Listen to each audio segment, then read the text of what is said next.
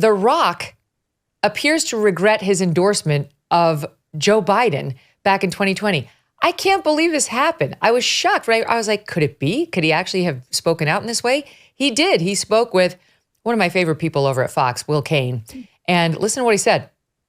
Am I happy with the state of America right now? Well, that answer is no. Do I believe we're going to get better? I believe in that. I'm an optimistic guy, and I believe we can get better.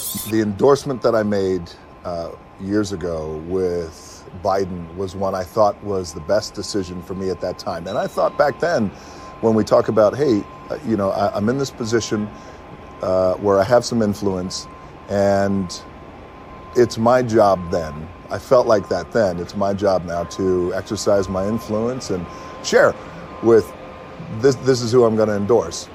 Am I going to do that again this year? That answer is no.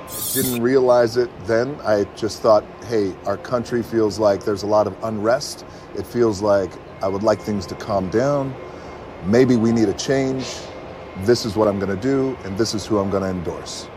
Months and months and months, I started to realize, like, oh man, that caused an incredible amount of division in our country. So I realize now going into this election, I'm not going to do that. I wouldn't do that because my goal is to bring our country together. I do trust the American people, and I trust that whoever they vote for, that's going to be my president, and that's who I'm going to support 100%. So interesting. What do you make of it, MK? Have you seen how much it costs to buy protein at this point and how much The Rock has to consume? Okay. So even with the paychecks he's taken home, it's going to be a hit, right? Look, I think that The Rock, despite the size of his arms, is like normie adjacent. He is a person who seems sort of like a red-blooded American who kind of gets normal things. And I think the feeling that he's feeling is, well, I was pitched normalcy, and I endorsed this guy who I thought would be that person.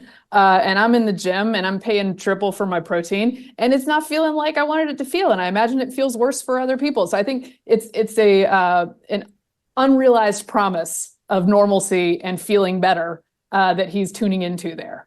It's so rare that you have one of these so-called elites, Bridget, Yep. In his own way, he's an elite, given the huge amount of money he's earned and what a huge star he is and the circles of power that he likely travels in terms of getting movies made and so on.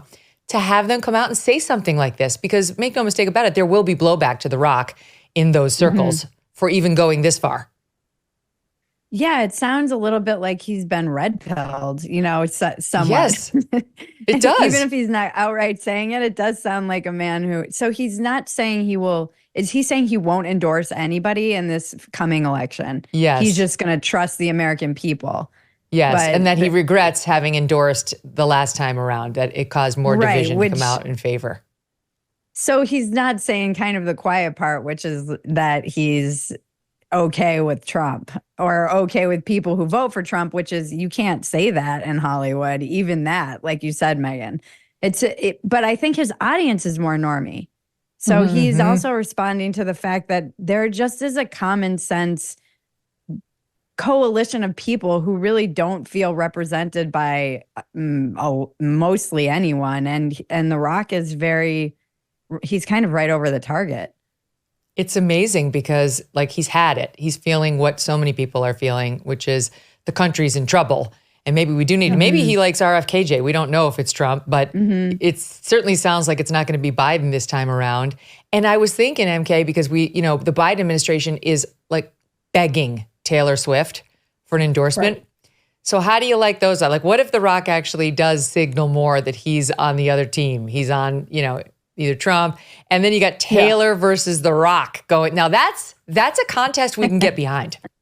That's a very serious honestly, I might prefer that one at the ballot box. But look, I think what he's communicating is something that a lot of regular voters feel, which is that, look, maybe they're not in love with the Trump choice, but they understand why people would make it because they're looking at what happened under Biden. That is a very normal sentiment. And there are plenty of places in our elite circles where they act like that's some giant puzzle. It's not a giant puzzle. I was listening to a Chuck Todd segment with some analysts today, and they were just scratching their head, just noodling over, like, why aren't the American people understanding how amazing everything is and all these accomplishments? It's like, maybe he's not messaging it correctly. Not one person thinks, maybe it's because they're hurting.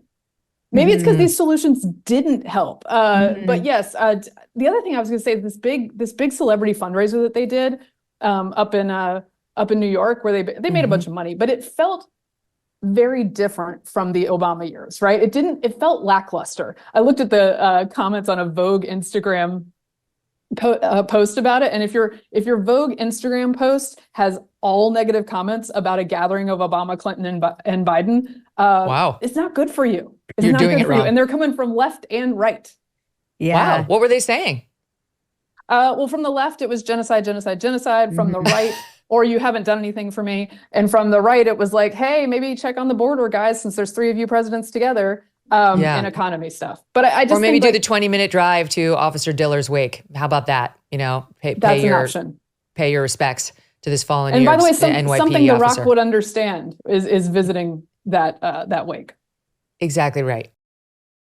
Grand Canyon University, a private Christian university in beautiful Phoenix, Arizona, believes in equal opportunity and that the American dream starts with purpose.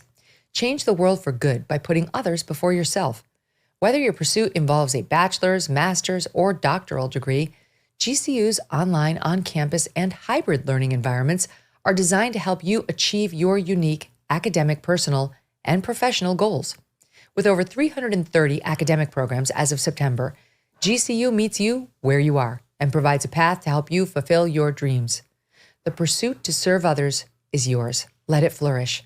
Find your purpose at Grand Canyon University. Private, Christian, affordable. Visit gcu.edu.